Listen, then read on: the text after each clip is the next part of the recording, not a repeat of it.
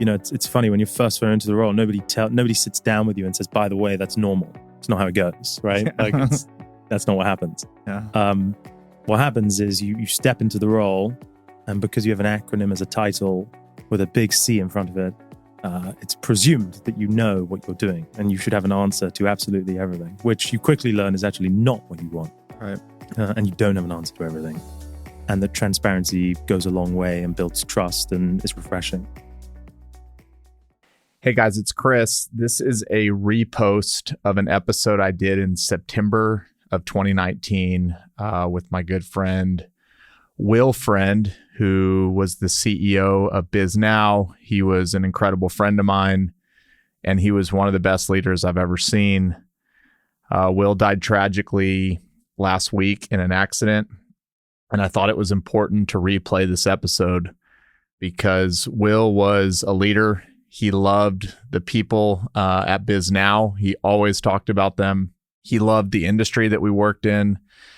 During COVID, we talked a lot about the future of the industry and how each other's businesses were doing and how we could encourage people. And Will was always someone that I left inspired by. A lot of the things that he does to build culture at Bisnow, a lot of the ways he thinks about how to treat people are things that we now do at Fort Capital, and you'll see that in this episode. Will was a force to be reckoned with. I was really lucky to know him, and I'm excited to repost this episode. So thanks for continuing to join me, and enjoy. Will, thank you for coming into the show. Thanks for inviting me. Yeah. Let's just get right into it. Let's talk about your journey. Tell us before Bisnow. Bisnow is what you do, but I'm sure you've done a lot of other stuff in life. And how did it lead to Bisnow? So I moved to the US when I was 15 years old. And it sounds a little cliche, but I was visiting a friend of mine from London, where I'm originally from. And I just fell in love with America. I could feel the American dream. Yeah. And it's hard to truly appreciate what that feels like until you've lived somewhere else. And anything is possible in America. And I think it's important to never take that for granted. We are incredibly lucky to live in the United States. I also knew that while I wanted to move to the US, my parents wouldn't let me. And so, a fundamental rule in life, I think, is if you're not going to get permission, you have to ask for forgiveness. Yeah. So I applied to this school that my buddy was at. A very long story short, managed to get in. And I went back to London with some big news. At first, they weren't particularly excited, but 2 weeks later, I had them in the yes, we agree side of the court. And I'm very, very grateful and incredibly fortunate for many reasons, but my parents have both always been incredibly supportive of whatever I've wanted to do and encouraged me to, seize what's in front of me. And Yep. I owe a lot of the limited success that I think I might have touched on to them. Yeah. When you're growing up, do a lot of people over in Britain or in Europe start fantasizing or dreaming about moving to America early on in life? If you look at Americans, I don't think they grow up wanting to move out of the country. That's not a thing. But the more I talk to folks internationally and you hit on the American dream, when does that start? Or is it for everybody? Or how does that even come to be? Certainly not for everybody. Yeah. And let's call a spade a spade. London is a, incredible city. Oh, yeah. One of the world's greatest, in my opinion. So it's not like, they're sitting there in a third world country where they need, basic access to food and water. Yeah. That being said, I will share that the first time it dawned on me that there was this place called America was a Thursday night at about 2 a.m. at boarding school. We were supposed to be in bed by 9 and we would sneak out at about 1. And the reason why is that was the time that the OC aired online and we could stream it. And we watched this show and realized there was this place, this magical Orange County, somewhere across the Atlantic. And, we joke about it now, but I was just at a wedding recently and British gal who's just finished up at Stanford. She, I didn't know her until just recently. She's getting married to a buddy of mine. And she had a similar experience. So I don't think it happens to everyone, but I certainly think that many people are inclined to check out what is the United States through various different, sort of experiences. And the accents are incredible too. I was literally listening to a comedian, and I'm trying to remember who it was. I was trying to remember before this, but he talked about how if you say things in a British accent, it comes off a lot better in America. And he alludes to a little kid where he says, a little American kid will say, "Mommy, I wet my pants." And a little British kid will say, "Mommy, I just went wee wee in me britches." And it just comes off so much better. And how does your accent kind of resonate in America? I'm sure you get. Do you even know? I don't know. I've certainly tried not to lose it. I love it. It no longer has a positive impact on my wife. In fact, it has sort of the pendulum has swung the other way. Yeah. I think when we first met, it was attractive, but now it just annoys her, especially when we're in a fight. So, yeah. Cool. So you have the dream to come over here. You got your parents' permission or lack of. You asked for forgiveness. When did you move over here, and when did you bite the bullet? So I moved when I was 15. Okay. And by yourself? By myself. I got into this great school that has a small dorm upstairs, about 25 kids, and I lived up there. Okay. And one of the things I had always done actually was try and have a job, whether it's waiting tables or picking up chairs on the beach. I went to try and get a job in DC at a restaurant, and they asked me for a social security card, which I didn't have. And I didn't realize at the time, wow, you actually need like a visa to be able to work. So I was forced to become what I now know to be an entrepreneur. And I started a few different businesses. And one of the businesses I started was an events business. Okay. I, in the UK at 15, 16, you go to the pub with your friends and have a beer. In the US, people were going to school dances at school gyms, putting Everclear, which I'd never heard of, in Gatorade. Another thing I'd never heard of, magical. And, then they would drink driving after a school dance, which was chaperoned by parents, and you could get expelled or suspended, one of which things might have happened to me. And so I just thought, this is nuts. So I started hosting events with no alcohol that parents weren't going to, that had security, that were at restaurants that weren't doing very well. And I'd give the owner of the restaurant a certain amount, and then I would sell tickets on the door. And that's how I met Mark Bisnow's son, actually. He used to come to my events. And it's how I met Mark. And when I graduated from college a few years later, I bumped into Mark, and he'd started this newsletter business at the time named Bisnow. That was how you pronounced his last name. The company was called Bisnow, and I met with him, and I also met with a guy named Ryan who had come from Carlisle to really grow out the real estate side of things. Right. And I was incredibly impressed by the whole thing, but in particular Ryan. And I flew up to DC for an interview. The interview started, and what year is this? This is 2010. Okay. Interview started on a Monday and it ended on a Saturday. And, I was supposed to go back that night. And, at the end of the week, Ryan and I kind of looked at each other and thought, might as well just, keep going. And the rest was history. What took place over that week? I mean. Yeah, good question. We were moving into our first real office on 18th and M in Washington, D.C. We were interviewing event coordinators. So my sort of second hour of the interview was sitting next to Ryan interviewing somebody else for a job, which was odd to say the least. And it was just a great glimpse into a company that was exciting. They had at the time, we had 10 people, give or take, in the DC office. And, nobody really knew what was going on, but there was energy and there were some great characters. And, I just love life, and it was evident that everybody there did too. Yeah. And I thought, I'll give this a go. So you get there, you interview for a week, which might be the longest interview of anybody on the podcast so far. So you're 22 years old. You actually didn't start the business. You weren't the CEO when you started. We talked a lot about from 22, you didn't become the CEO till you're 27. Let's talk about that journey for a bit. Like, what was it like when you got there, and how did you become the CEO of this company?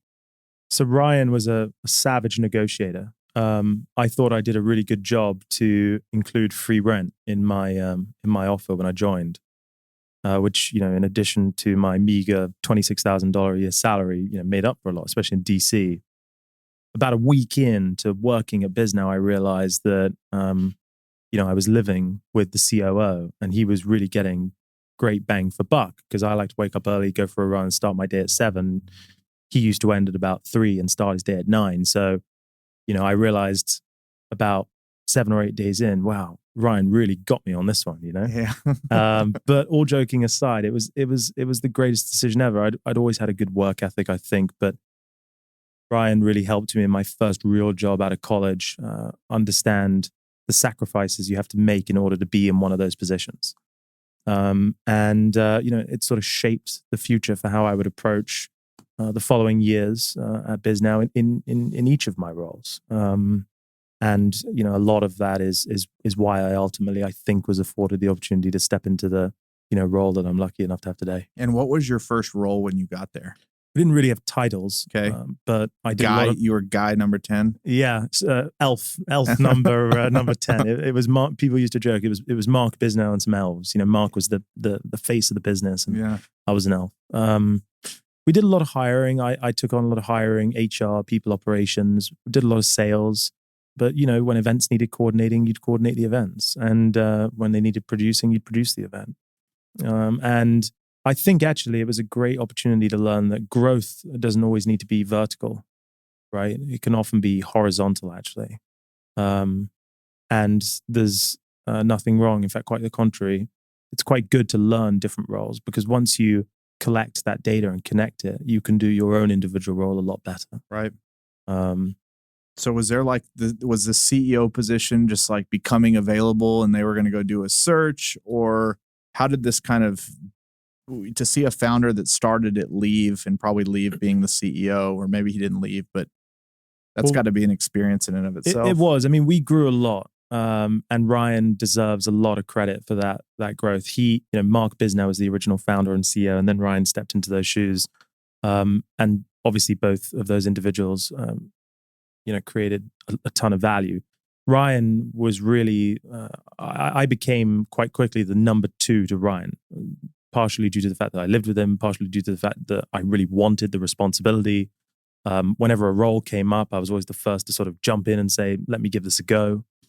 And, by taking on that responsibility and learning and trying to become the best at each different position that we took on, you'd be amazed how few people actually want that. Yep. You'd be amazed. I mean, a lot of people, I think, don't know what they want. Yep. And out of the people who don't know what they want, but think they want something, they actually quite quickly realize, actually, to do this means I have to work Saturdays. Yep. Or not go out on Friday night, or not go home and see my family. And, I was willing to do it. So we had a lot of great people on the team who were willing to make many, many sacrifices, no doubt about it. But I, in particular, wanted the opportunity. And so in about 2015, Mark had stepped back, and Ryan was increasingly starting to think about another business, which he and Elliot, the son of Mark, had also started. And we agreed that Ryan was going to step out and I was going to fill his shoes. And shortly thereafter decided that in order to really grow the company in the way I thought we could grow, we needed to not be a family-owned business, and we needed a strategic partner that could help us get to where we wanted to go, which meant we needed to do a process and buy out Mark and Elliot and Ryan and any other equity holders that didn't want to be there. And so for that reason, we did a private equity deal. Were you, and let's talk about that private equity deal to close that loop. Was this a job that literally nobody else was showing up for, or were they looking outside the company, or had you just, again, you talked a lot about living close and living with the COO, which is kind of a metaphor in life. Like if you put yourself in situations where the energy is, it tends to pull you forward in life a bunch. Was this something that was becoming clear years in advance, or was this just like, hey, here's your 27th birthday, and oh, by the way, Ryan's about to leave and they're going to need a CEO, and I need to start thinking about this now? Or had you kind of been mentally preparing for this for a while? So I would say a few things. One, I'm sure there were some things that were out of my purview. Yeah. Two, I think it was a combination of three things that I see within my purview that resulted in this, or that created this result. One, there was a lot of luck. I think there's always a lot of luck in life. Yep. Of course, the harder you work, the luckier you get. I believe in that. But there's always a lot of luck. Yep. Right place, right time. If Ryan had wanted to be CEO for the next 20 years, I wouldn't have become CEO. Right. No one would have. The second is hard work. Yeah. Again, going back to what I said earlier, we had a lot of great people. We still do. And we have even more now. But I certainly demonstrated, I think, through actions, which speak louder than words, that when there was new responsibility, I was willing to take it. And when we lost our Dallas sales rep, and everybody said, who's going to go do this job? And it meant going down to Dallas for 3 months, pretty much every week and flying back on Saturday. Who was willing to do that? I did it, and I called my wife and said, babe, for 4 months, 3 to 4 months, I'm going to see you once a week. And it's what I got to do. Yep. Not everyone's willing to do that. And by the way, not everyone should be willing to do that. It's not for everyone. So that's part two. And then part three is, things sort of come together, and its reality is that not everybody wants to step into those shoes. So if that combined with you're willing to work hard and the timing's right, that's how things resulted. But I would say the third thing is asking for it. I'm a big believer, and I tell everyone at Bisnow, you don't get what you deserve in life. You get what you ask for and what you fight for. And I was vocal about, wanting the opportunity and speaking up. And going back to what I said earlier about owing a lot to my parents for the support they gave me as a kid and my two brothers, they always reinforce that you've got to, say that you want it if you want it. Yep. People, you're not entitled to your dreams. Yeah. So. And I asked that question because I just think it leads into the next thing of there is no school to be a CEO. You don't go to business school and they just say, like, if you just do these 10 things for 10 years, you will be CEO at the end. And in doing 34 of these episodes, everybody's journey to that role is wildly different. Some of it is the situation you just described. Some of it's starting it from the beginning. Some of it's buying a company and you immediately but there is no right way to get there. But the common threads of, like you just said, like you have to want it, you have to love it. You can't really fake passion. And there's a component of luck is if you're sitting around just kind of waiting for that. If you're a person that's waiting for it to happen, you're probably not the right person by nature. And it's just a unique story on how you got there. In your experience of getting there isn't traditional. The CEO experience in general, everybody sees it a little bit differently. How do you see your role as CEO and the experience you've had so far? So I learned the only way that I could, which was trial by fire. There's a great saying that goes something like, good judgment comes from experience, but experience comes from bad judgment. And I think that when you step into a new role, especially a CEO role, which involves a lot of decision making, you're inevitably going to make some good decisions and some bad decisions. So that's what my sort of training, if you will, looks like. And it's funny when you're first thrown into the role, nobody sits down with you and says, by the way, that's normal. It's not how it goes, right? Like that's not what happens. Yeah. What happens is you step into the role, and because you have an acronym as a title with a big C in front of it, it's presumed that you know what you're doing, and you should have an answer to absolutely everything, which you quickly learn is actually not what you want. Right. And you don't have an answer to everything. And that transparency goes a long way and builds trust and is refreshing. But there's a great book called What They Don't Teach You at Harvard Business School that reinforces all of these all these sentiments and many, many more. And I guess one of my regrets is I wish I'd been given that before I took on the gig, because it would have been a lot more reassuring. There's certainly a lot of moments as a CEO, especially when you first take on the role, where you wonder, wow, like am I the right guy for this role? Yeah. What are the things that you quickly realized that you were expecting the role to be that were not the role? Like, what is that book maybe alludes into that book? Like, what are some of the things that you walked away with from that? It's a good question. I I think that, when you see CEOs or grow up in a hierarchical society like we do here today, the leader needs to have the answer. Mm-hmm. And so when you initially step into this role, you assume that you do too.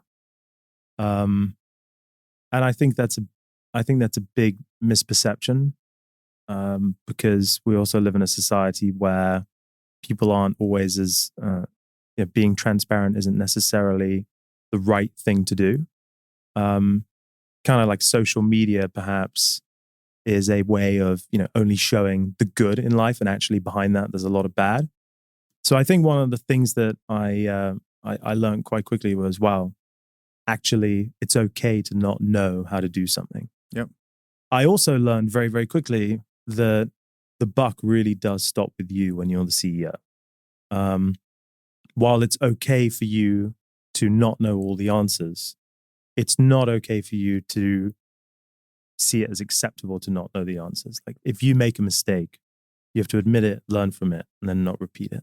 Yep. You have to become a better version of yourself every single day. Yep. You have to work tirelessly by showing up to practice to become the person that is worthy of that job today and tomorrow. Because, companies evolve, right? And there's a lot of examples of companies that have evolved faster than their CEO. I'll give you 2 examples. Look at Uber. Uber is an incredibly fast-growing company, world-class company. Travis Kalanick's no longer the CEO there. Yep. I don't have a lot of purview into it, but from reading the news, it appears to me that he was unable to keep up or level up as quickly as Uber needed its CEO to, as a publicly facing chief exec that is supposed to be representative of the values that we hold dear to us today in America. Yep. On the other hand, look at Facebook. Mark Zuckerberg, years ago, was critiqued for showing up at various different places in a bathrobe, unable to act like an adult. If you saw him testify to Congress a couple of years ago, I thought he was incredibly impressive. Turns out he's been seeing a coach, working on himself, put on a suit and tie, all simple things, but it shows that he has evolved. Yep. And I think that as companies evolve, you as the CEO, but as the entire company, you have to level up your talent. And no matter what your role you're in, intern all the way up to CEO, you have to be aware of how fast the company's evolving, how fast your role is evolving, and are you keeping up? Because if you're not keeping up, then you should be traded. Yep. Players should be traded, because then you're the weakest link and you're slowing down the rest. On the other hand, if you're evolving faster than the company, that's when people leave. Yep. And as CEO, you got to be very careful, right? You got to balance it. You got to grow the company as fast as you can. You got to evolve the talent as fast as you can. Often those functions, there's a lot of relationships between them. But it's a very interesting dynamic. And I'm constantly reminding myself that getting the CEO title is actually not that hard. Keeping it is what's much harder. You're going to keep it forever? Am I going to keep it forever? Yeah. It's a good question. How do you know if you will or not? How do you judge yourself? How do you give yourself your own grade? Yeah, that's a great question. I would say the following. I hope so. It's certainly my goal today, and I have no intention of stepping down or out of this role anytime soon. But I'll say 2 things. I have to do what is right for the company as a shareholder and as a fiduciary to our owners. And if the time comes where I'm not the right guy for the job and there's a better guy or gal for the role, I hope that in that time I can be self-aware enough to recognize that and to do what's best for the business. I remind everyone at Bisnow, I alluded to it, but I remind everyone at Bisnow that we're not a family. We're not. I actually think it's really wrong when CEOs address the company as a family, because families should have a mission just like a business and just like a team. And a family's mission should be to stick together no matter what. Yep. A team's mission should be to win the Super Bowl. And to win the Super Bowl, you trade players, right? Yep. You got to have the best quarterback. You got to have the best person in each role. There's the famous Carolina basketball coach, No, you have to forgive me. I'm not the best. Roy Williams, is that it? Yeah. Okay, that's good for a Brit. But I love what he does every season. At the beginning of the season, he takes the A team and the B team, and he puts the B team in the right roles and the A in the wrong. And every year, the B team beats the A team. And it just goes to show, not only do you have to trade players, but you've got to have the right people in the right role. That's fascinating. So, that's the first thing. The second thing is what I said earlier about, leveling up. Yep. You've got to be self-aware, and you've got to be aware of the people on your team. And look, letting go of people is never easy. Yep. It's one of the hardest parts of being in business. But there's a movie that I think really illustrates what letting go can be if the right tone is set. And it's Moneyball. Brad Pitt, he steps into that role as the coach. I forget which baseball team it is. But he creates a culture where it is just accepted that he is going to trade players based on stats. And Jonah Hill is the assistant coach and very nervous about letting people go. And Brad Pitt just sits down with one guy and says, Dave, we're training you for the Yankees. Pack your stuff. And it's just so matter of fact. Yep. And look, you go into professional baseball, there's a risk you'll get traded. And Dave stands up. That's not his name, but Dave stands up, says, you serious? Brad says, yes, I'm serious. He goes, okay. And walks, and he gets it. And he goes to another team. If you as the CEO set the mission, vision, values incredibly clearly, and you explain to everyone before they join that we're a team, this is our mission, and this is how we're going to go about it. We trade players, and we don't think there's anything wrong with that. I think as long as everything's explained up front and you hold yourself to the same standards as you do every rank within the organization, I think that's completely acceptable. When you started, were the mission values already set, or is this something that was like an aha moment for you of like, shit, in order to get this company where we need to get it to? Massive aha moment. Yeah. Massive aha moment. And it's one of my biggest failures as CEO. The mission, vision, values were certainly not in place. And you got to remember, they shouldn't have been. When I joined a company with 10 people, elf number 10, to have a mission statement would have been a joke. Yeah. It's a joke. Like, mission statements are, these things on walls that big bureaucracies have because, they don't have to worry about paying the American Express bill, right? Right. But what I actually learned as we scaled was having a mission, a vision, and values statement is purely a method of communication and formality. And when you become a larger business, the COO and the new 22-year-old aren't sharing an apartment together. Yep. So it's not as easy to know why we're getting out of bed every single morning. It's not as easy to understand how we go about doing certain things. You mentioned culture. Let's talk about culture for a second as well, because I think the three are intertwined. Bisnow's mission is to connect the commercial real estate community to do more business. That's it. Do more business. Our mission is crystal clear. Our vision is crystal clear too, as are our values and our principles. Now, culture, if you Google it, right, is it's the customs by which a people go about doing things, right? So you have the customs, which is the way of things, and then the people. You combine those two things, and then you have the culture. Yep. I think in corporate America today, culture has to be split into two different sections. One, I would describe as principles. The other, I would describe loosely as perks or practices, right? I'll give an example.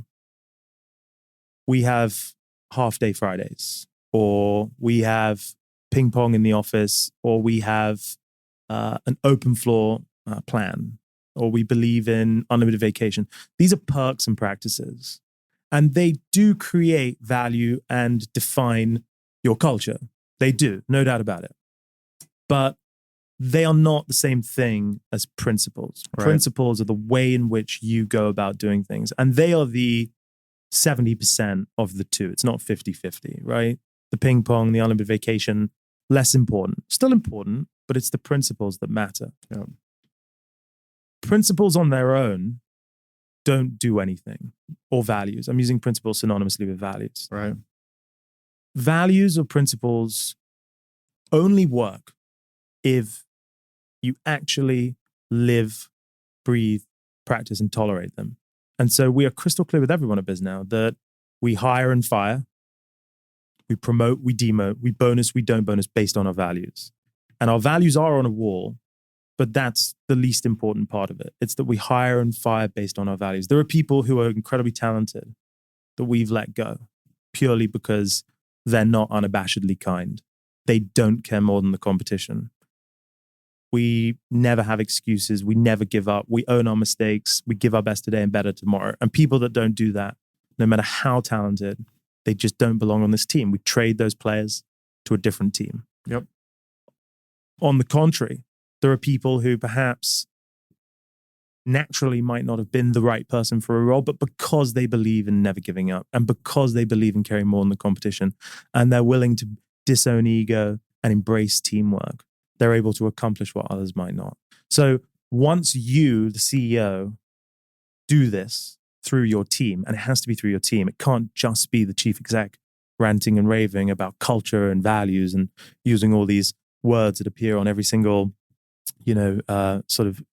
medium of information today about how to retain talent. Once that is truly what's done, then you really start to see this culture form. And it's amazing how much a culture that is real like that can create value. It's formidable. We're very lucky there. You brought up like the biggest point, and I think we even are going through this at 4. I mean, we're 20 people now. We thought we had core values and a mission statement when we were 5, and that was literally probably just copy pasting what was on like a company that we liked and maybe making some edits. So you kind of have this aha moment that I have to run the company this way. Like this has to happen in order for us to be successful. Yeah. Like how? I'll be vulnerable and tell you how it happened. We were doing a State of the Union, Okay. which is where I addressed the whole company. Yeah. And at the end of the State of the Union, I asked if people had questions.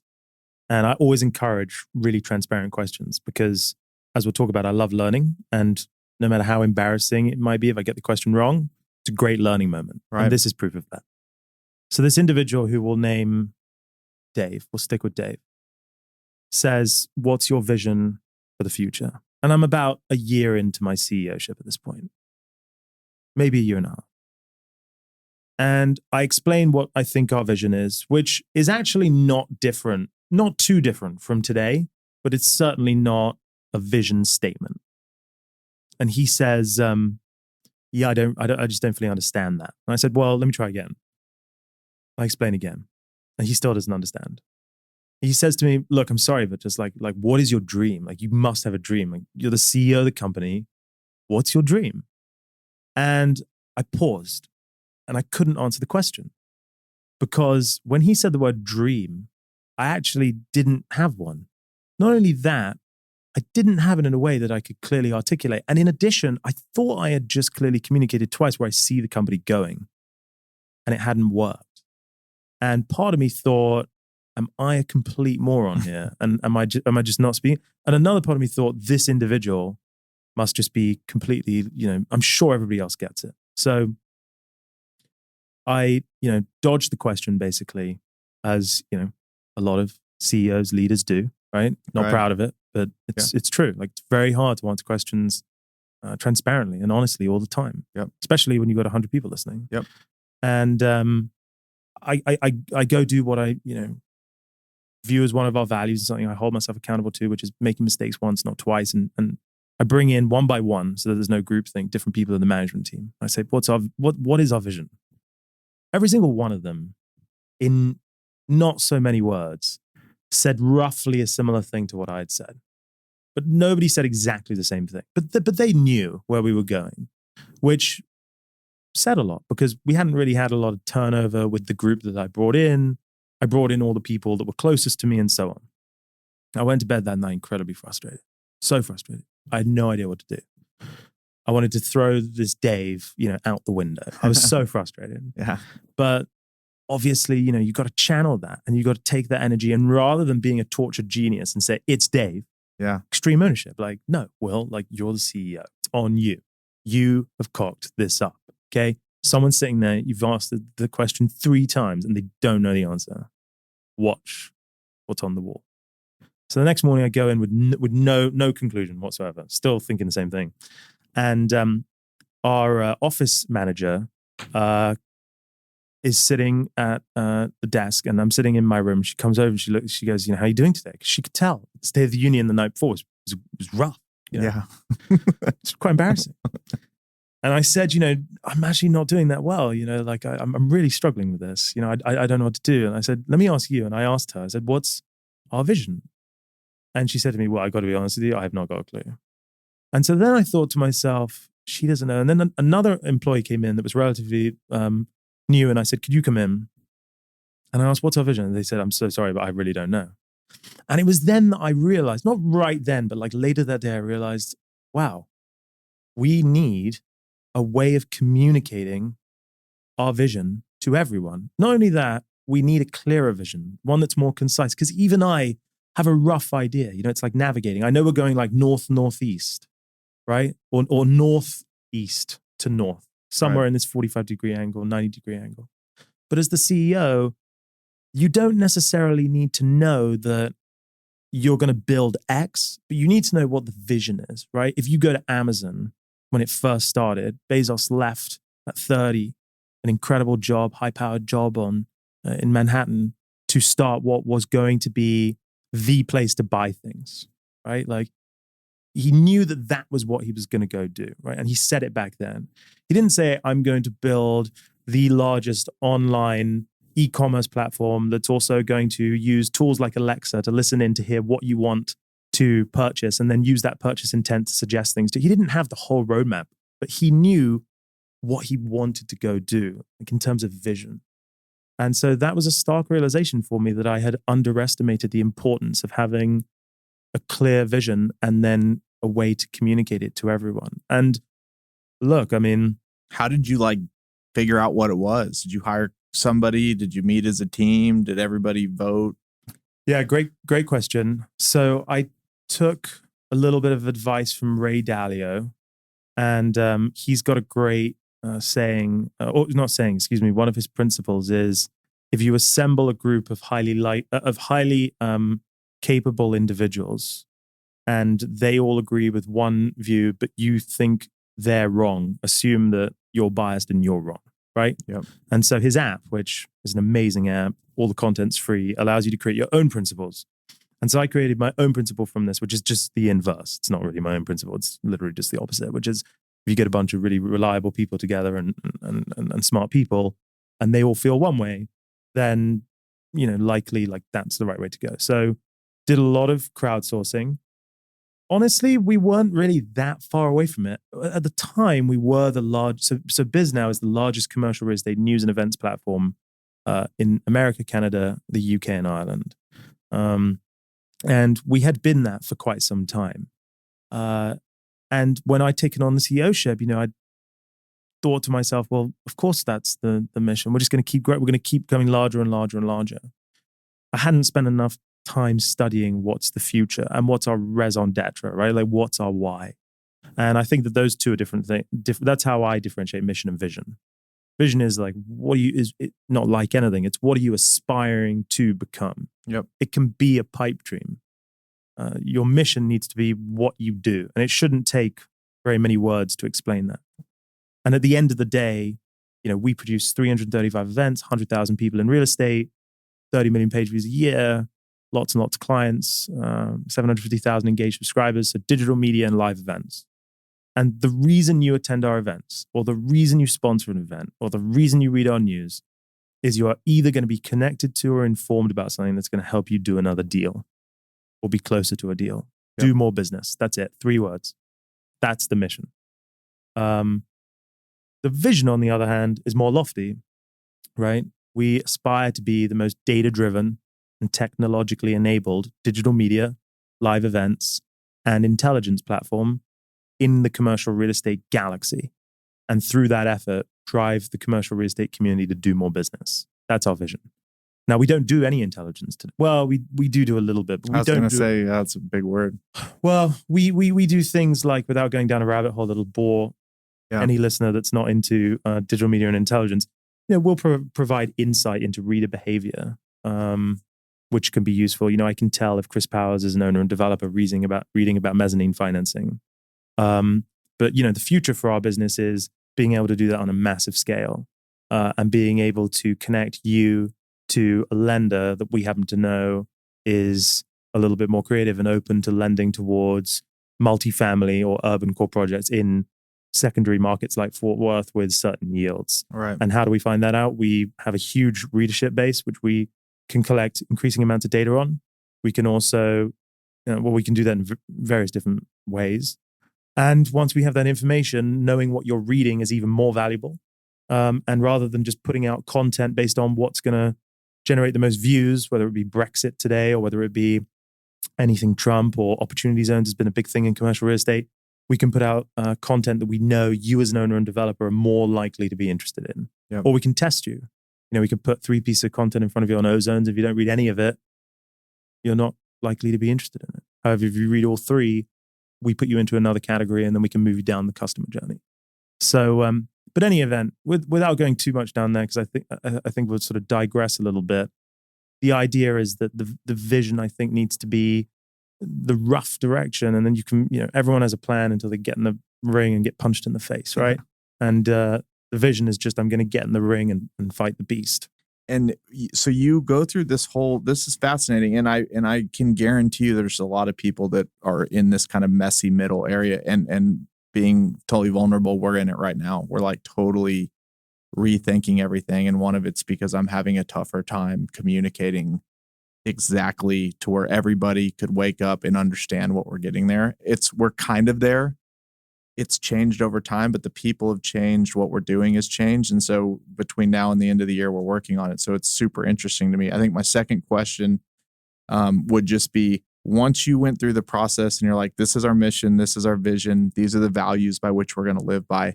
How do you as the CEO or the team around you gear up to almost relentlessly use that in conversation to where it does become second nature? Because I think it's a lot, like I've been guilty of this, is, hey, here's our new core values, here's our mission statement, here's our vision. 7 months go by, and while we've talked around it, it hasn't like led discussion. How did you make that the forefront of your discussion? So first thing I'd say is it's really difficult. Yep. Second thing I would say is we haven't got it perfect. I don't think anybody does. Well, I shouldn't say that. I think Netflix probably does the best job of this. The third thing is to why? Well, Netflix if anybody hasn't read it, the culture doctrine of Netflix is perhaps, well, Sheryl Sandberg described it as the most important document in corporate America history, which I don't know if I agree with. I certainly don't disagree with it. Yeah, you know what I mean. Yeah, it's incredible. And one of the things that it talks about, to answer your question at a high level, is it talks about how, and you're on the right track, they really need to be practiced and tolerated, and that only. For example, it talks about how Enron had values, right? Enron's values were honesty, respect, something like that. Like transparency, not lying, right? Yeah. And they sat on a wall. Those values were not led from by the front, and it was not the culture is not, again, ping pong tables and beer pong, right? Like that's not the culture. That's a perk. It's the principles that are acted upon. So one of our principles is unabashedly kind, right? I once had 2 sales reps making fun of a third sales rep in a meeting, 20 people in the room. It was light. It wasn't a massive deal. I made a decision in that moment, the moment the meeting was over, which I almost didn't make, by the way. So I sometimes get it wrong, but in this instance, I got it right. And I said, so-and-so, stay behind afterwards. Like at school. I said, what were you guys laughing about? Honesty is the best policy here, guys. And they come forward and I say, great, look at the wall, read the value. That's what we tolerate. So go apologize and do that again. And you won't be here. You'll be traded to another player. And I'm not joking. Yeah. I'm being deadly serious. Yeah.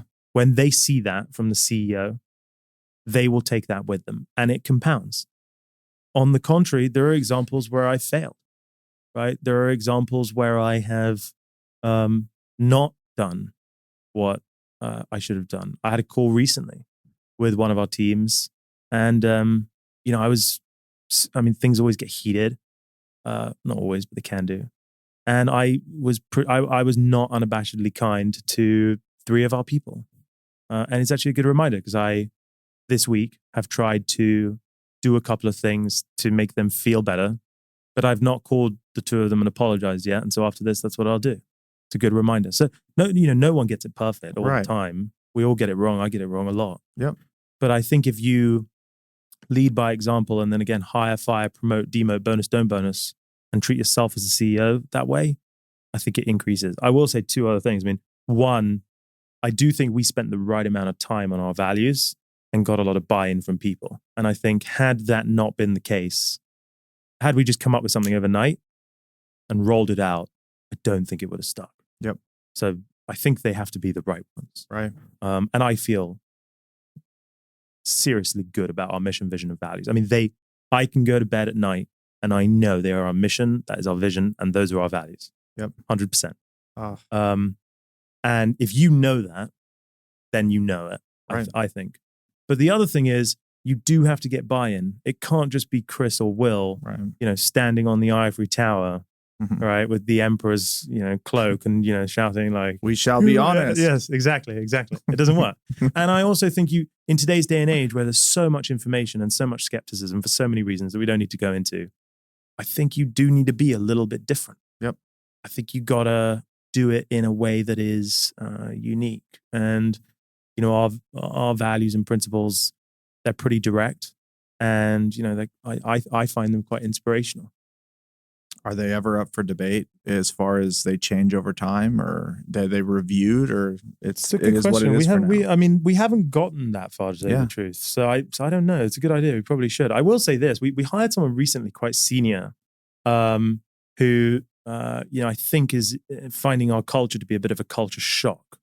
Not only because in our New York office is quite a young team there, but also because it really is a strong culture. And a lot of people, they hear it on the interview process from everyone, but they don't fully get it until they join, right? And we have a lot of work that we need to do there, by the way, to improve, which I'm happy to talk about because it ties into all this. But, this individual, I think it would be a mistake for this individual or anyone else to think I've got to join and be a culture fit.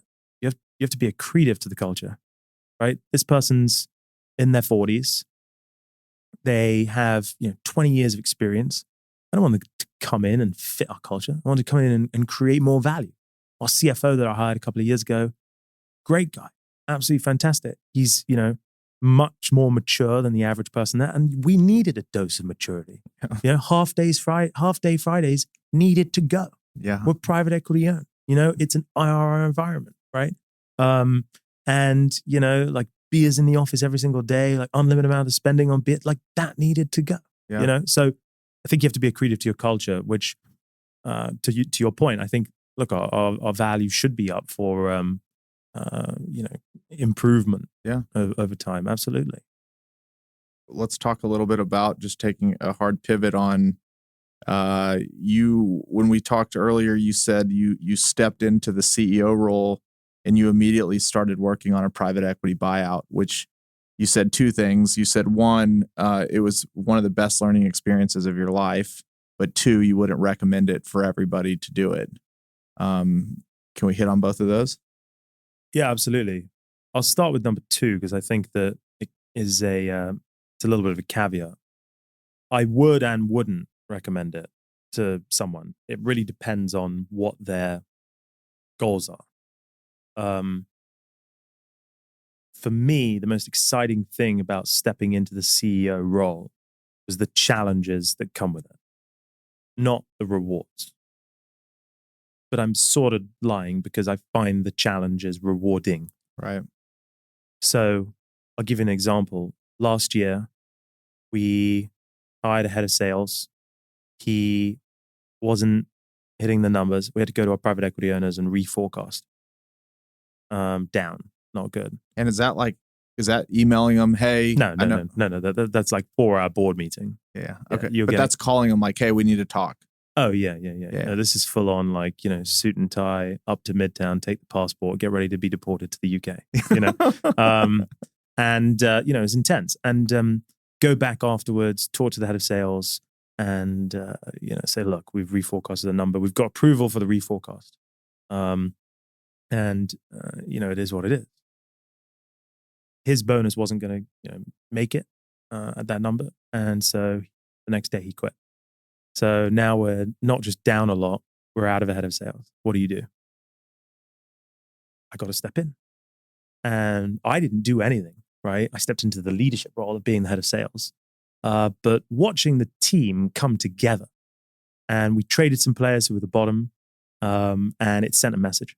And we boosted up the people that were doing well, and we reorganized plans, and I listened to the CFO and got his insight on that. And we all came together and we watched this massive turnaround. And not only did we beat the reforecast, we almost hit by tens of thousands of dollars, missed our original number for the year.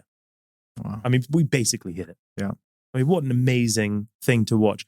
That challenge, stressful. One individual quit, senior guy. And look, like he had personal circumstances, I'm not judging. Right. But the rewardingness, that's not the right word,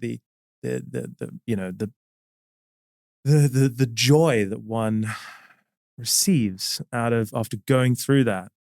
It's like Churchill said, you have to go through your darkest hour to reach your finest hour. Right. And I didn't do anything, but the team did. And watching them come together and celebrate as we hit the numbers throughout the year, and it was just awesome. I loved it. So I've forgotten what your question was. We're talking about the private equity, and you were talking about... Right. So, private equity CEOship is obviously intense. There's a lot of discipline to it. And there's ranges of private equity. We're owned by a wonderful firm. They're middle market PE groups that take family-owned businesses from, rough numbers, they're a few million in EBITDA to double-digit millions in EBITDA.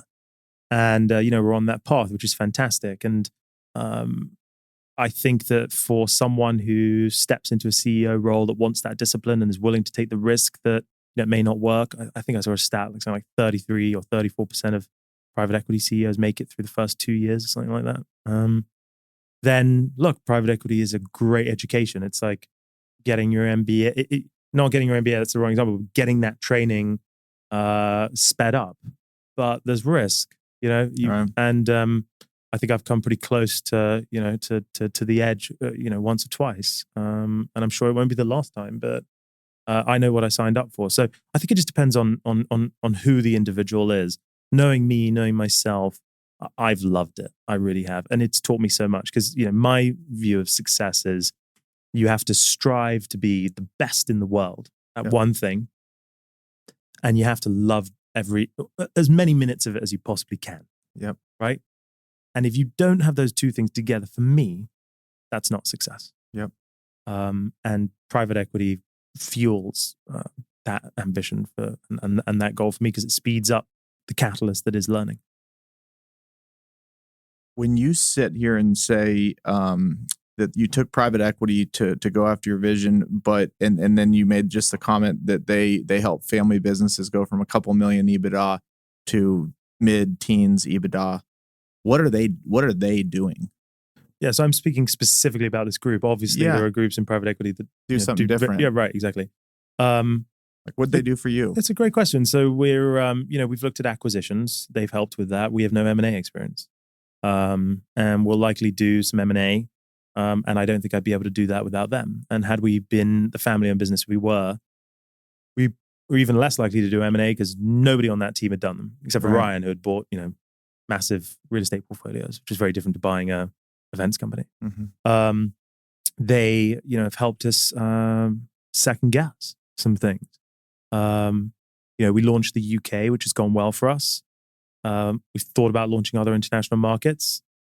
I'm quite a, not risk-taking in too much of the sense, but I'm the CEO.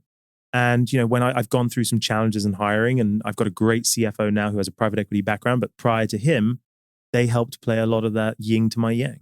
Yeah. They've helped a lot with, guiding how we think about who's our next owner going to be. Eventually they'll come out of Bisnow and we'll replace them with either another private equity group or accept an offer from a strategic. So they played those sorts of roles. And, they have helped us essentially. The Wix in particular they subscribe to an investment thesis and then back the CEO. And my thesis was that if I had a deeper management team, I would be able to accomplish certain things.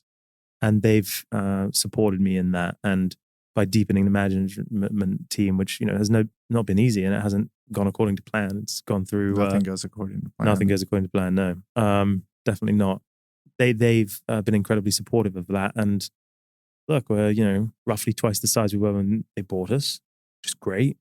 And we wouldn't be where we are today if without their support. Yeah. We've talked a lot about just culture, the things that are driving the business, why your business continues to win, and how you think about the team. But what I always think is really interesting is to peel back the onion. What are the 3 biggest failures, or 3, or what are things that come to mind, and like how have they been instrumental in like where you are as a person today or where the company is? Yeah, it's a great question. I'll start with the failures. I mean, I think I made 3. I'll give you 3 that I think, and there's a much longer list. Yeah. I mean, I don't want to put the Not all listeners 300. to sleep. Yeah, No, there's more than that. We'll be here through 2021. I think hiring is one of the most pivotal parts. And you were talking about this earlier with, your company, about what's the net number of hires you've had and how many trading players have you had to go? Because while we are proud to trade players, we obviously want to trade less than more, right? It's never a good thing. I think that I'm increasingly learning how to hire and learning how to listen more and make my senses more aware. And I think that I know that had I made some of the hires differently, I would have we'd be more successful than we are today. Yeah. There's no doubt about it. I mean, if you're in business, whether you're the CEO or not, you know the difference between one of those colleagues of yours that is, an A, and you'd take that A over 4, 5, 6, 7 Bs any day of the week. Yeah. The second thing is the mission, vision, communication thing, which we've already talked about a lot. Yeah. And that was a really, really big one for me. Dude, I am like getting on my horse and getting this thing over the goal line. Because it's a game changer. Yeah. It really is. But the third is, I would say, is coming to terms with what's the most important skill set for my job. And I've come to the conclusion that I think the most important part of being CEO on the skill side of things, right? You got knowledge, attitude, skills, is emotional quotient. I think it is at the end of the day, the only thing that matters. And I'll tell you why. I'll back that up. Emotional quotient, unlike IQ, EQ can actually be improved by reading, studying, and work, which is lucky for us, right? You can almost always, bar a few people in the world, hire someone that is better than you at a certain job. I know I can hire, and I have hired a much better CFO than I could ever be. I know I could hire a better head of events than I could ever be. Same with HR. They will know more, and they will have more experience, and they'll create more value.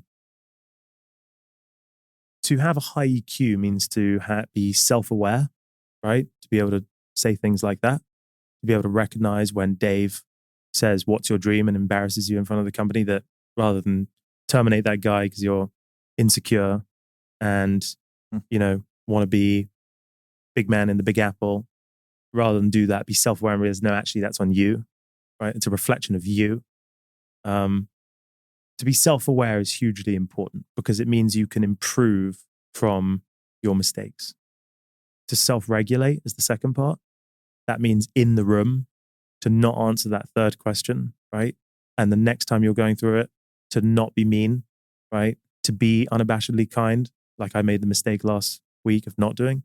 To be self-regulatory in the process and understand people. I think that's hugely important. Yeah.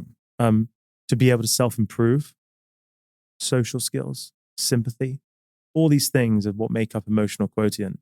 And if you can do all those things and combine that with you never give up, one day, you're going to get to the promised land, right? If you just never give up and you're constantly improving by pure logic, you're going to get there. And I think, I forget who said this. Somebody said this. Said, I'm certainly not trying to come across like these were my words, but people are certainly for us, but I would think for most companies' most valuable asset, right? You own buildings, which are obviously fixed assets and very valuable, and they show up in your balance sheet.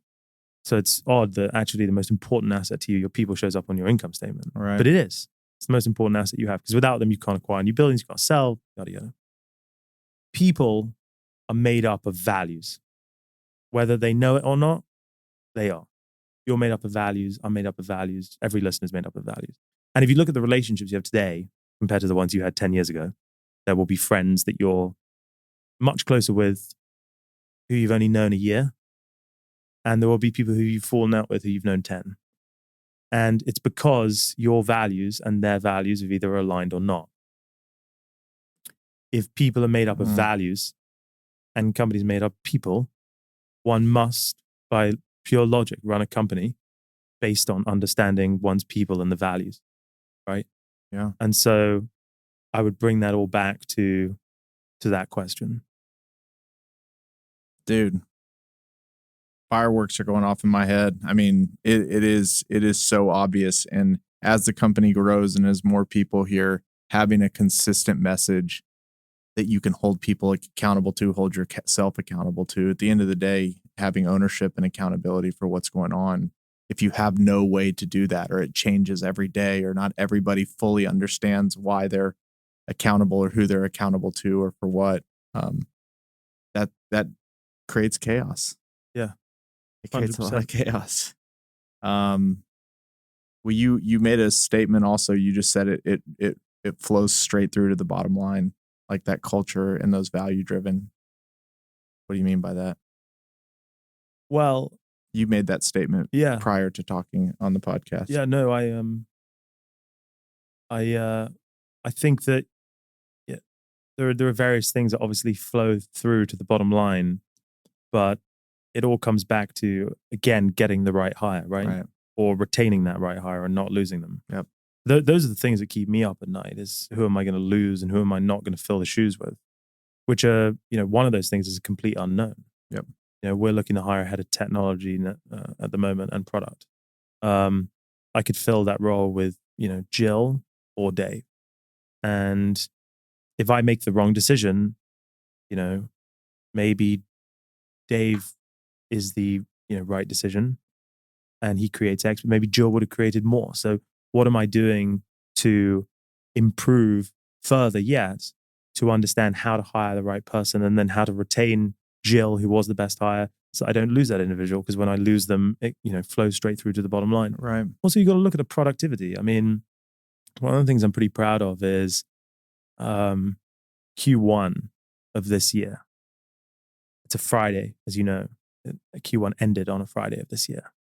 And I had a soul cycle class because my wife's a soul cycle instructor and my mother had recently passed away, and she was raising money for breast cancer. So I went to this soul cycle class, started at 5:30, ended at 6:30. And then there was a dinner in her honor right afterwards. We get in the car, go to this dinner, and I'm texting team at work, and they're all there. They're in my conference room, and we're, $30,000 away at 6 p.m. Eastern from our digital sales call. And I'm just sitting there, and my wife sees me, and she can see what I'm thinking, and she goes, "You should go." I go, "What are you talking about?" She goes, "You should go. Like, go be with them." And I didn't even need to say anything. I just looked at her and realized she knows me and loves me for who I am in such a way that just think about the power of that. Yeah. And to bring it back to, your question, I get out of the car, I stop by the wine store, I pick up a case of champagne, I go straight up. The whole office is in there and they all look so defeated. So defeated. They're going to miss a massive multi-million dollar goal by like $30,000. How sad. And I walk in there and I grab one of the new salesmen and I put this stuff in the freezer because we'll need it open in 20 minutes. And 4 hours later, this dinner's gone on. My wife's handled the whole situation and she completely understands And at 10 o'clock that night, I pick up the phone. We got $7,000 less, and pick up the phone and put it on speaker and call up one of our clients and say, listen, we're $7,000 away. I need you to buy $7,000 worth of stuff. I need to pay right now the credit card. And the client did it. And the whole office popped champagne. It was an awesome moment. But where was the competition? Yeah. Right? Yeah. Friday at 10 p.m. I'll tell you where they were. They were out either sulking over how they missed their numbers, or they were out, not making sacrifices. Yep. And there was this digital team, 10 o'clock at night on a Friday. I mean, that's rewarding. That is awesome. That's awesome. And so that's flowing to the bottom line, literally flowing out of, I don't think they were very expensive bottles. We're still on a budget. We're not, popping Dom. I think it was maybe Fresinet or something like that. But it was champagne nonetheless. I love that story. But that's real, right? And that's real. one situation. Think about there are 100 situations that happen today at Bisnow that I'm not aware of that were just as awesome. But I'll tell you a bad example. We had an event recently in New York, and we pride ourselves on never leave a person behind, ever. Right. And we go to this event. The event ends at 11 o'clock at night, and we had these awards for these power women that were celebrating. There's like 50 awards left. Mm-hmm. Some people didn't come pick them up. It was like, no, 50 awards total. I think like 10 didn't arrive. Right. And the coordination teams got them and need help. And the sales team's out, like it's cocktails and all that sort of stuff. And it's this beautiful venue in New York, Brookfield Place. And there was a disagreement. I wasn't there. I was traveling. And there was a disagreement between sales and coordination about someone said, that's not my job on the sales team when the coordination team asked to help take the awards home. And they wanted to be networking and having a cocktail, et cetera, et cetera. So you ask about how does it flow to the bottom line? I'm just being transparent rather than give you all the good stuff. Right. When I find out about that the next day, what do? Do you just, brush it over and say, well, look, it could have happened. It was late at night. Like, technically speaking, it's not their job.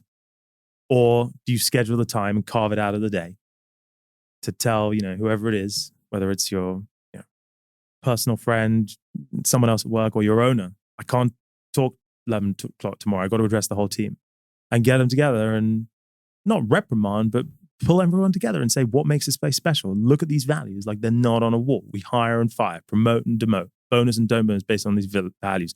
Every single one of you that joins the company gets a letter from me, and it explains this. And it comes with a copy of a book that you have to read. And 2 weeks after you join, I sit down with you on Friday and go through it and ask you what you thought of the book. And if you read the book and you stick around, you're committing to me, and we discuss it, that you're into these values and you're in. And you act like that, it's not good. Like, you can't do it. So do that again, you won't be here. That's how and look, we messed up that time. And the whole team, and I was so proud of them then too, because they admitted it. They put their ego aside, because that's one of our values. We disown ego, and we're unabashedly kind. And we apologized. And coordination forgave sales. And sales won't make that mistake again. Well, and they will. Inevitably, new people come to the ranks. They'll make a mistake, and hopefully someone new will have been trained to how to deal with that situation. That's the challenge and the rewarding part of any people-driven business. But that's an example of how it flows to the bottom line. Yeah. Anybody says that culture doesn't, it's either they're not on the right planet, or they don't have they don't know what culture is. Again, ping pong doesn't float to the bottom line.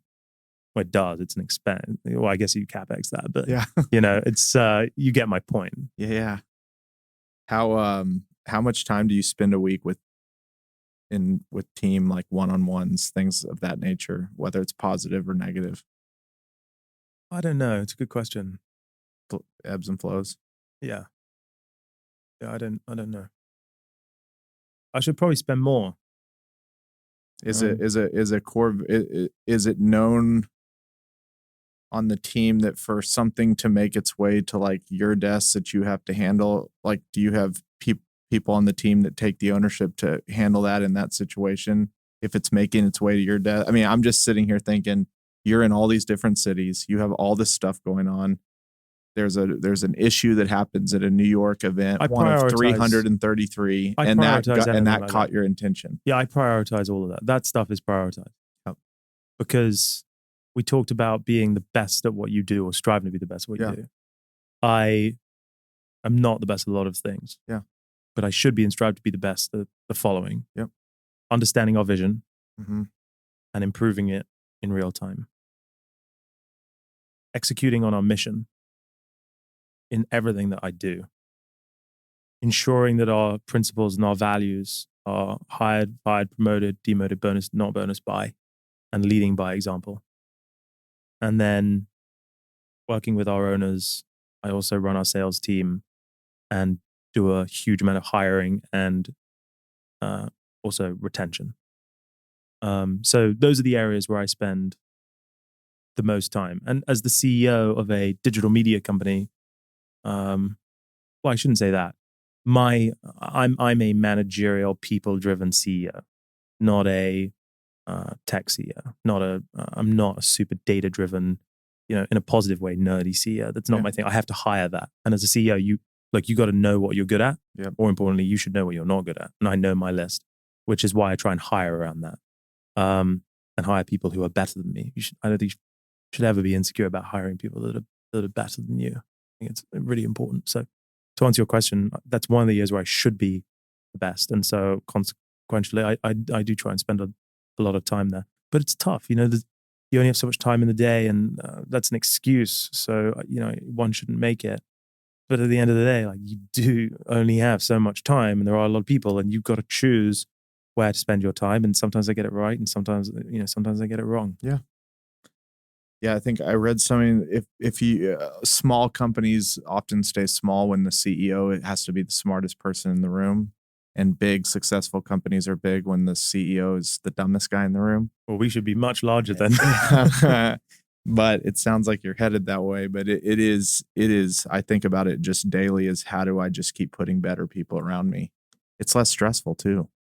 Oh, it's very 100%. stressful when you have to be the smartest person in the room. 100%. Or when you believe that you're the smartest person in the room. 100%. But also with private equity, look, it may be a little bit different for you because you own the firm. With private equity, I don't have an unlimited budget, and I can't, not that you do, but you can control your growth trajectory and may not need to show a trend every year. Yep. I have to show a trend every year. So, I'm not at the stage where I can carve out too cushy of a gig because, and I'm not saying your gig's cushy, but if, I also run our sales team. And candidly, that's for a couple of reasons. One, I think today I'm the best person to do that role, and I think the people on the sales team would agree. Yeah. But two, we're a middle market firm, and I'd rather save the money there and spend it on a new head of marketing. Yep. So you on the one hand, you can't do all the roles, but you also can't, as a CEO of a mid-sized PE-owned company, you can't be too delegate, and just make decisions from the ivory tower. We didn't really hit on this earlier, and we don't have to go too far into it, but even just being with you the last couple hours, and then you tell me you run the sales team, it's very apparent why. Not because you're salesy, but because you're passionate, and I've been buying into you, just since we met here. Let's just talk for 2 seconds. What's it like to run a sales team and run a successful sales team? How do you hold people accountable, and what matters in sales to you? Well, how is it? It's amazing because I genuinely believe we have the greatest sales team in the world. It's so much fun. I have such an incredible time with them. But I also think just as a whole team, the management team, coordination team, we've just built this incredibly smart, collectively challenged group of individuals, and working with each and every single one of them, I really mean it, is I'm always amazed by how there's just so many adjectives that it's so rewarding. And even the departments that I don't naturally, gravitate towards, having learned about editorial and brought on when we made the pivot to private equity, we went from doing sort of puff journalism to real journalism, and stepping away and not having a single ounce of control on anything we write about, and hiring this guy that ran IBT's news desk, worldwide, 183 reporters. I've learned so much. It's crazy. It's awesome. But to answer your question, specifically, you want to know what, how do we do it, or is it? What? How do you? I guess maybe I'll just make it one question. Just make it easy. What makes a great salesperson? Okay, so at Bisnow, it's 10 things. Okay. Okay, and They're called the 10. It's quite cheesy. I want to change the name. It's called the 10 pillars. Okay. And everybody is told about it during the interview process. Okay. And they're tested on it rigorously all the time. I mean, spot quizzes to the most senior of people. We bring it up on the sales call. It's the 10, and we're constantly working. I'm working on it too. Yep. Number one is commercial real estate knowledge. We're in commercial real estate. If you don't know the difference between capital markets broker and a leasing broker, you cannot possibly convey why, a leasing broker should be on a debt equity panel at our State of the Market, because they shouldn't, because they do leasing, right? And if you don't know commercial real estate and you don't know that, you're not going to be good. And that's a basic example. Yep. 2 is people knowledge, okay?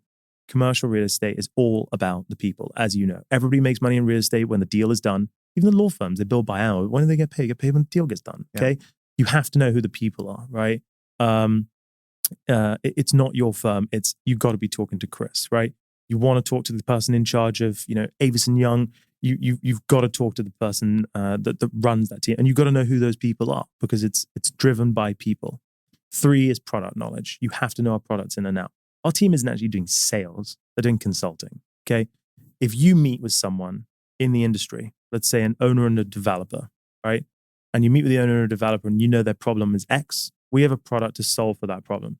Now, as long as you align those 2 things and communicate the value proposition, it's not really sales. Like, the person's in the market for it. We're not selling, cars off the lot. We're a business to business information platform. Right. So it's not so much sales if you know those 3 things. Yep. The 4th is our sales processes, which is very important. Yep. 5 is sales skills, which is how to run a fact finder and listen, how to present.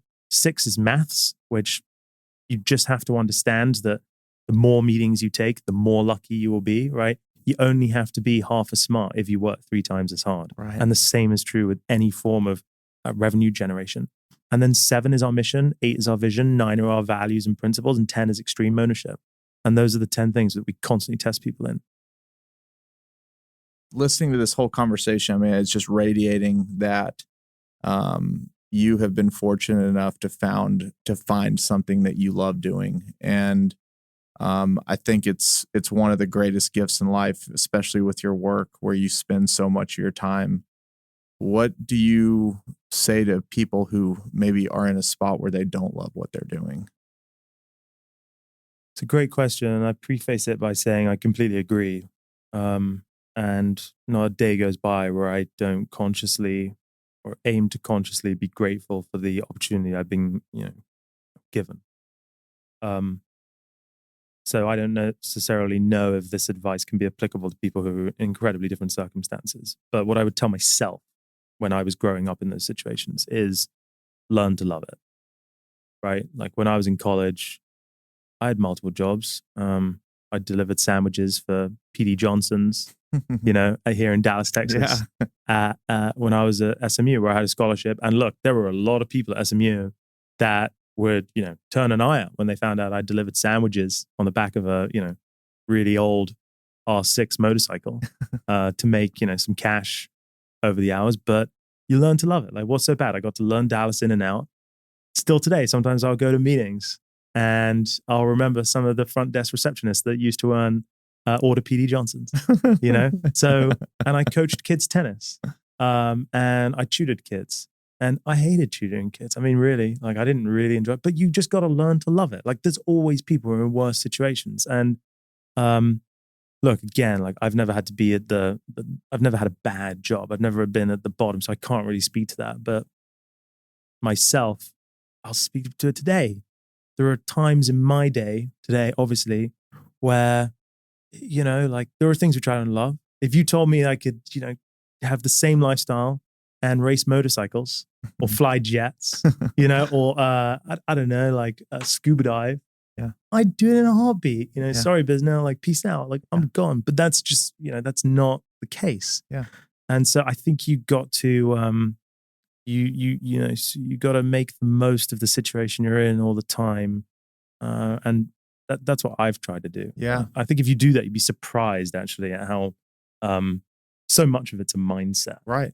So much of what makes you unhappy and where you are is the fact that you're not willing to even try and be happy about it anymore. I think so. But I also think, look, a lot of it's, people listening don't know me, and it's very easy to hear someone say this sort of thing. But a lot of, I'm again very fortunate in that my chemically, like I've always been quite a optimistic, love life, high five random people on the West Side Highway when running type of guy. Some people high fives. I'm just like, turn in the other direction. Like, who is that? That's okay. If you had to give yourself, your 21-year-old self, some wisdom that you've picked up over the years, what would you tell him? That's easy. You mean like best advice I could tell my 21-year-old self? Yeah. I mean, break up with your girlfriend. Go be single. Yeah. That's the only advice I would have given. Yeah. Enjoy the world. What's your favorite interview question? So I'm going to slightly cheat on this question, if that's okay. Okay. Fair enough. Because I just think it'll provide more value. So I mentioned earlier that everyone that joins Bisnow gets given this book. And it's actually because I wanted to create, in addition to mission, vision, and values, I wanted to create a culture doctrine. I started writing it. And about halfway through writing it, I just realized nobody's going to read this. I'm just not that good of a writer. And I read this book called Extreme Ownership. Have you read it? Yeah. You have. Oh, that's right. We talked about this. Yeah. It's by these two Navy SEALs, how Navy SEALs lead and win. And it is, in my opinion, the greatest leadership book ever written. Maybe aside from The Art of War, by Sun Tzu. And everyone reads it. And I get together with them 2 Fridays into their tenure. And I ask them, so what did you think of the book? And, it's the same question. And I'm not perfect at it yet, but I'm getting better at understanding from that answer 2 weeks in. And they're still being interviewed. I'm still interviewing myself every single day, as are they. I'm getting better and better at understanding from their answer of when I sit down with them of what did you think, of whether or not they're going to be a long-term fit. And I can start to see whether or not we've made the right hire, which allows me to have foresight of should we start thinking about replacing that person? Are we likely to have a winner here? Could we give them increased responsibility? And, sometimes I'm right and sometimes I'm wrong, which is fine. But either way, it's what I touched on earlier. It's always collecting data. It's always connecting data. And selfishly, like I'm just always learning from their answers. Yep. I'm getting better and better and better. And you know what? Every time I ask it, I also have fun too. Yep. And you could make the argument sometimes it's not even the words that they're saying. It's being able to watch their expressions and how comfortable they feel in giving the answer and everything else. 100%. Yeah. Although, and you didn't really ask this question, but I think it's a really interesting point. I'm starting to realize that I have, and my mum used to say this a lot. She said, you've got 2 eyes and you've got 2 ears and 1 mouth. You should do a lot more listening and watching, a lot less talking. And she was right. I probably have made some better hires if I'd taken her advice. You can never listen to your mum's advice, right? You just got to block it out. But in any event, the more I start to listen, the more I start to pick up on stuff. I think that's really important. I also think it's important to recognize in a situation that you're the CEO and it's 2 weeks in and you're going to slightly hear what you want to hear, which is the number one rule of intelligence gathering, right? Like never seek out intelligence to prove something you already believe in. And this recently happened with a guy who we'll also call Dave. Dave joined the company and sat down and we had this chat. And I realized sort of 10 minutes in, I'm thinking to myself, this guy hasn't read the book. Like he hasn't read the bloody book. Like I'm going to let this guy go like now. Okay. I have like the check in my pocket. Here's $2,000, like just be gone. Yeah. Okay. You didn't read the book. You're not going to be able to follow any instructions. I hold back. I say thank you to Dave and goes and I go into another meeting. His boss comes in, says, can I borrow you for a second? I said, of course. He goes, I hear the meeting with Dave did not go well. I said, it went terribly. I didn't read the book. Because he has read the book. He told me why it went badly. I said, okay, like why did he go? He goes, he needs 5 minutes with you this evening before you leave. I said, send him in. I sit down with Dave and Dave says he's got the copy of the book in his hand. And he goes, well, I'm so sorry that last meeting went really badly, but I got to get this off my chest. And I said, tell me. He goes, I couldn't take this book seriously. And the reason, and I'm blood boiling at this point in time, right? And I say, why? And he says, well, there's a couple of things in here I'd like to read to you and see if you agree with. And he reads me these 2 or 3, because Extreme Ownership is 12 chapters, and there's 3 parts for each chapter. One is a combat story, a principle, and application to business. And he reads 3 parts of combat stories, and they were, graphic. And at first, I'm thinking to myself, what is going on here? And he explains that because it was about how, the military goes about stuff, he couldn't get his head around the principle and stuff, which is why he didn't necessarily agree with it all. So a couple of takeaways from this. First off, I'm controlling my calm, self-regulating, I'm about to explode. And I decide self-regulate. So there's some EQ, trying to practice what I preach. I part ways with Dave, say, listen, I'll talk to you later. And I go back and think about it. And I talk to my wife, who always helps me think about things and, try and be self-aware. And I realize, actually, I've had this conversation with probably 100 people. And there's probably 50 people out there who felt exactly the same way, who haven't told me because they haven't had the wherewithal how they feel. Yeah. So the test is actually, I've walked away seeking intelligence for something I already believe in,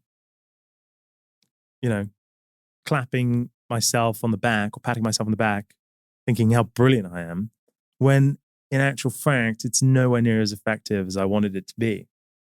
And, this was a time where I was really quite angry. I had to really work to think this through. But I thought I can either be the, like the Dave bringing up the State of the Union thing and the vision. I can either be really annoyed at this guy and it can taint my opinion of him, or I can respect him for it. And I can use this. How can I get this to be better? So I created a note with Dave's boss, who's the head of editorial, which is helpful. And everybody now gets this note, which basically, introduces the company, explains the principles, explains the mission, vision, and values. And it's a welcome note. And people love it. Or so I'm told. And, but at the end, it says, take this book, read it. And if you want, you don't have to read the How Navy SEALs Lead and Win. Nobody is asking you to come in on Monday with bayonets fixed and night vision goggles on your head. You know what I mean? One, we're not expensing that. And 2, HR won't be happy, right? Yeah. We're just talking about the principle and the application to business. But I think it's an important point, both for the reasons that I've already sort of outlaid, and also because I think as CEO, you that self-awareness, I really mean it. When anything goes wrong, I think the most important thing to always ask is, what could I have done better? Yeah. And not that I do it well. I'm constantly trying to remind myself of that. I couldn't agree. I don't think there's anything in my life that has made me look further inward than running a company and having a lot of people that depend on me, that I depend on. There's so many unique situations. Somebody that was your all-star yesterday had a bad day. How do you treat it? And I feel like I spend more time with my partner, Jason, often basically self-critiquing myself than I would have ever thought. You would think at this point, 15 years in, it's just win after win after win. And now it's how can I get better? How can I get better? How can I get better? Well, let me ask you a question then, if you don't mind. Not to put the sort of the publisher hat on, but how in the moment are you critiquing yourself on how you rolled out your current mission, vision, and values? I have failed. You have? Yeah. What? Where? We have a very good culture. It's a culture defined kind of how you said yours were, where everybody closely gets it. The answers aren't going to be all over the field. But there is not a consistency to how the message is dispersed, not only to myself, but really the team. We had a quarterly retreat. Somehow along the way, we established 9 core values, and they're one word. We're now in the process of going to what we're calling mantras, which is unabashedly kind things that are mantras. We're going down to 4 or 5. That's a process that's going through the end of the year. That used to be something where I would have been like, hey, we need core values by the end of the week. No, we need time on this.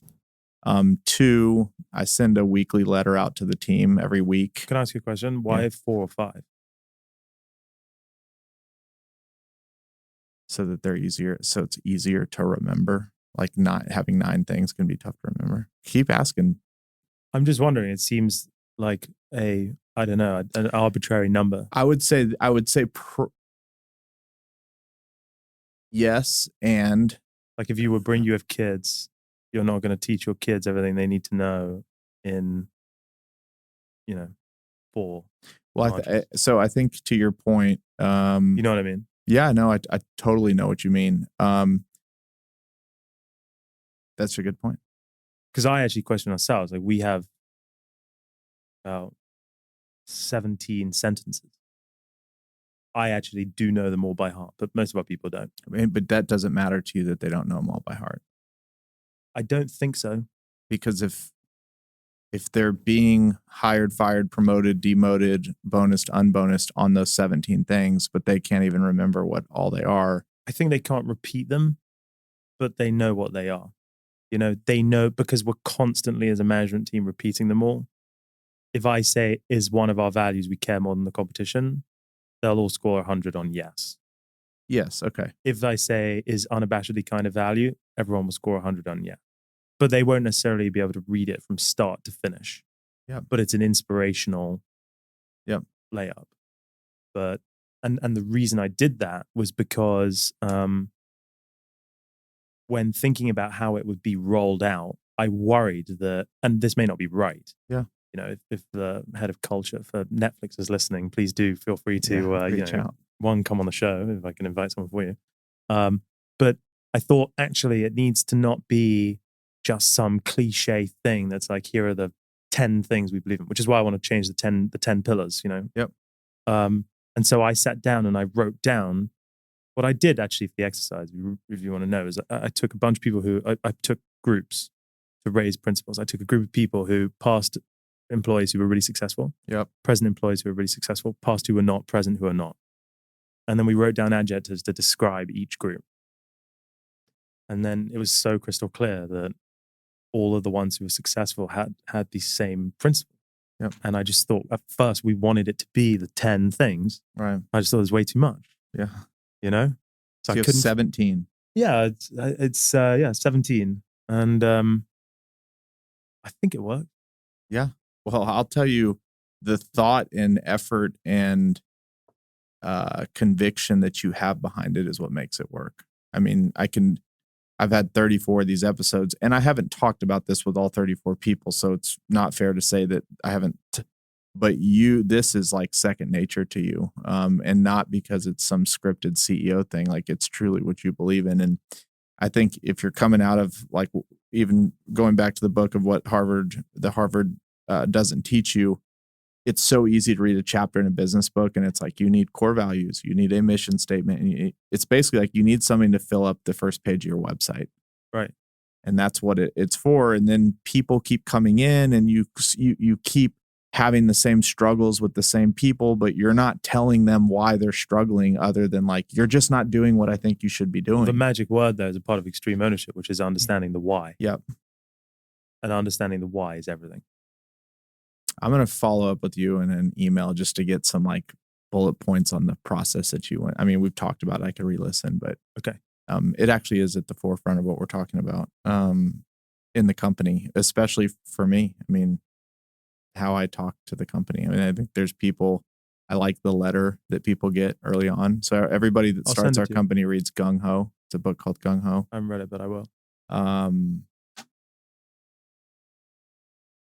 Yeah, but I don't know. This is again self-reflection. I could do a lot better job. And selfishly, it's those moments of not wanting to have that last 10 minutes of my day hijacked to have to talk about something that wasn't on my agenda that day. Mm-hmm. I think that's one thing people don't understand about even this role is like, you think you have a good idea of what you're going to get done that day. But the amount of bullets that can come out of left and right that you aren't expecting throughout the day, I think you live this life where you're just constantly, and you become used to it and it becomes the norm. But selfishly, you can get to a point, I think I could admit, where sometimes you don't want to deal with the shit. And back to your comment, I'm like, just learn to love it. It's easy to get discouraged in this role.